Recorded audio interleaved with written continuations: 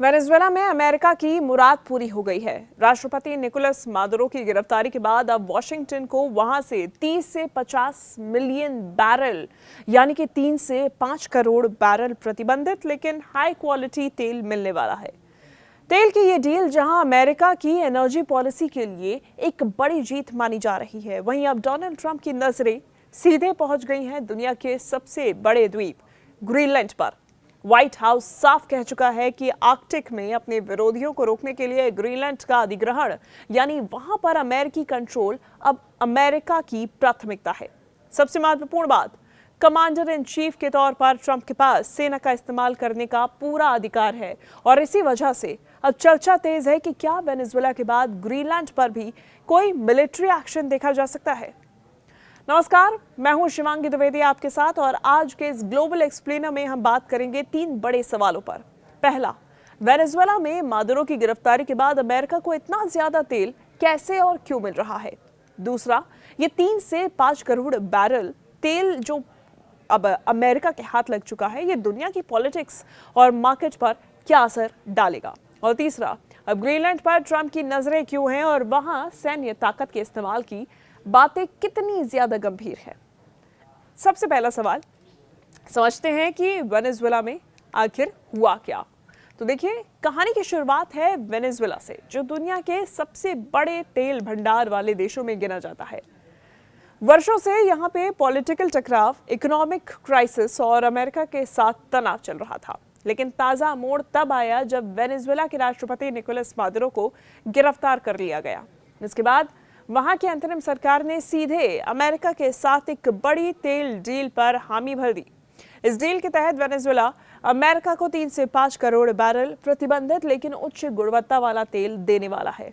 यानी कि जिस तेल पर पहले सैंक्शंस थे, जिसे दुनिया के कई बाजारों में सीधे बेचना आसान नहीं था, वही तेल अमेरिकी कंट्रोल में आकर वैध तरीके से खुले बाजार भाव पर बेचा जाएगा। अब समझिए तेल की डील और कितना बड़ा फायदा है इससे अमेरिका को। सवाल यही है, 30 से 50 मिलियन बैरल तेल का मतलब आखिर क्या है।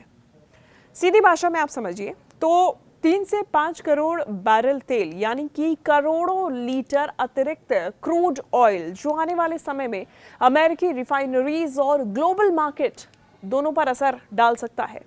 डोनाल्ड ट्रंप ने अपने social media platform truth social पर साफ कह दिया कि ये तेल बाजार के रेट पर बेचे जाएंगे। उन्होंने दावा किया कि इससे मिलने वाला पैसा उनके नियंत्रण में रहेगा ताकि वो फंड वेनेजुएला के लोगों और अमेरिकी की जनता दोनों के हित में इस्तेमाल किया जा सके। अब ट्रंप ने ऊर्जा मंत्री क्रिस राइट को ये योजना तुरंत लागू करने के निर्देश भी दे दिए हैं और प्लान के मुताबिक ये तेल स्टोरेज जहाजों के जरिए सीधे अमेरिकी बंदरगाहों तक पहुंचाया जाएगा। मतलब वेनेजुएला की जमीन से निकला हुआ तेल अब अमेरिकी पॉलिटिक्स और इकोनॉमी का नया हथियार बनता हुआ दिखाई दे रहा है। वेनेजुएला से ग्रीनलैंड तक अब कनेक्शन क्या है, क्योंकि अब बात ग्रीनलैंड की हो रही है और ट्रंप के निशाने पर भी अब ग्रीनलैंड आ गया है। बहुत लोग ये सोच सकते हैं कि वेनेजुएला में तेल की डील और ग्रीनलैंड पर कब्जे के बाद दोनों को एक साथ क्यों जोड़ा जा रहा है। दरअसल ये दोनों फैसले अमेरिका की बड़ी स्ट्रैटेजी का हिस्सा है। वेनेजुएला वाली कार्रवाई से अमेरिका ने साउथ अमेरिका में अपना एनर्जी और पॉलिटिकल इन्फ्लुएंस बढ़ा दिया है और अब ग्रीनलैंड को लेकर जो प्लान सामने आ रहा है उसका सीधा कनेक्शन आर्कटिक और ग्लोबल पावर बैलेंस से है।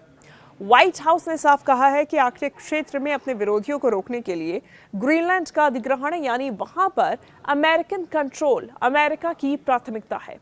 इस विरोधी शब्द के पीछे सबसे बड़ा नाम माना जा रहा है रूस और चीन, जो कि आर्कटिक में पहले से ही अपनी मौजूदगी और रास्तों पर पकड़ बनाने की कोशिश कर रहे हैं। अब ग्रीनलैंड इतना ज्यादा महत्वपूर्ण क्या है, आपके मन में यह भी सवाल उठ रहा होगा। देखिए, ग्रीनलैंड सिर्फ एक बर्फ से ढका हुआ एक दूर का टापू नहीं है, ये दुनिया का सबसे बड़ा द्वीप है और आर्कटिक क्षेत्र में इसकी लोकेशन स्ट्रैटेजिक रूप से बेहद महत्वपूर्ण मानी जाती है। यहाँ से नॉर्थ अमेरिका, यूरोप और रूस के बीच की जो एयर और सी रूट्स पर नज़र रखने की क्षमता है वो काफ़ी ज़्यादा है, वो काफ़ी आसानी से रखी जा सकती है। अब भविष्य में पिघलती बर्फ के कारण नए ट्रेड रूट्स यहाँ से खुल सकते हैं और माना जाता है कि यहाँ के अंदर जो मिनरल्स और एनर्जी रिसोर्सेज हैं, ये एक बड़ा भंडार भी यहाँ का हो सकता है, क्योंकि ये अनटैप्ड एरिया है। यानी कि जो देश ग्रीनलैंड पर ज्यादा प्रभाव या कंट्रोल रखेगा, वो आने वाले दशकों में आर्कटिक की पॉलिटिक्स, सुरक्षा और व्यापार पर भी बड़ा असर डाल सकेगा। इसलिए अमेरिका वहां से अपने विरोधियों को दूर रखना चाहता है ग्रीनलैंड से, और खुद यहाँ पे अपनी पकड़ मजबूत करना चाहता है। तो अब सवाल है कि ट्रंप के पास किस तरीके की पावर है, क्योंकि देखिए ये सवाल उठना लाजमी है कि क्या सिर्फ बोल देने से कि ग्रीनलैंड पर कब्जा हो गया तो कब्जा हो जाएगा। इसका सीधा जवाब है नहीं।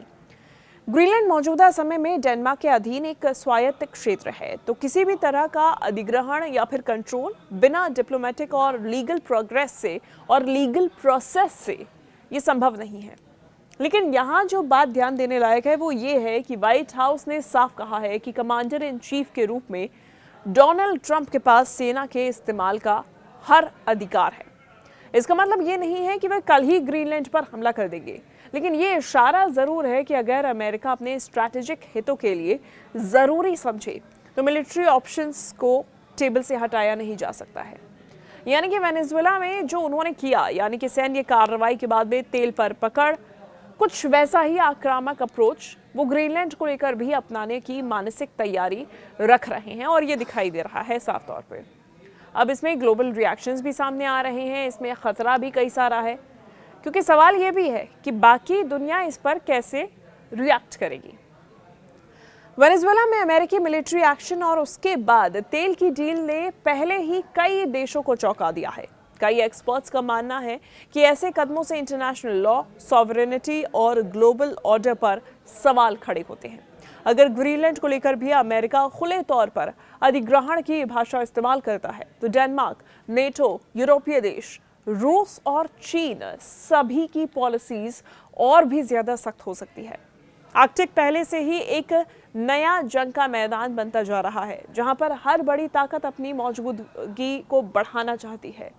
इसलिए वेनेजुएला से तेल और ग्रीनलैंड पर प्लान दोनों मिलकर आने वाले समय में एक नए टकराव की जमीन भी तैयार कर सकते हैं।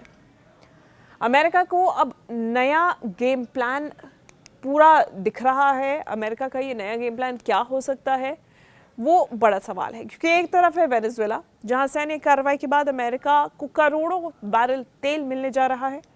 दूसरी तरफ है ग्रीनलैंड, जहां पर व्हाइट हाउस ने साफ कह दिया है कि आर्कटिक में विरोधियों को रोकने के लिए अधिग्रहण तक सोचा जा सकता है। ये दोनों घटनाएं मिलकर ये मैसेज देती हैं कि डोनाल्ड ट्रंप की अगुवाई में अमेरिका अपने स्ट्रैटेजिक और एनर्जी इंटरेस्ट के लिए, चाहे साउथ अमेरिका हो या फिर आर्कटिक, किसी भी हार्ड ऑपरेशन को छोड़ने के मोड में नहीं दिखते हैं।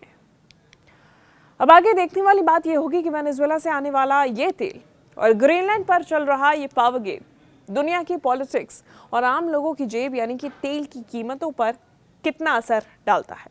आपको क्या लगता है, अमेरिका का ये एग्रेसिव गेम प्लान दुनिया को ज्यादा सुरक्षित बनाएगा या फिर ज्यादा अस्थिर? कमेंट्स में अपनी राय जरूर लिखिए। धन्यवाद।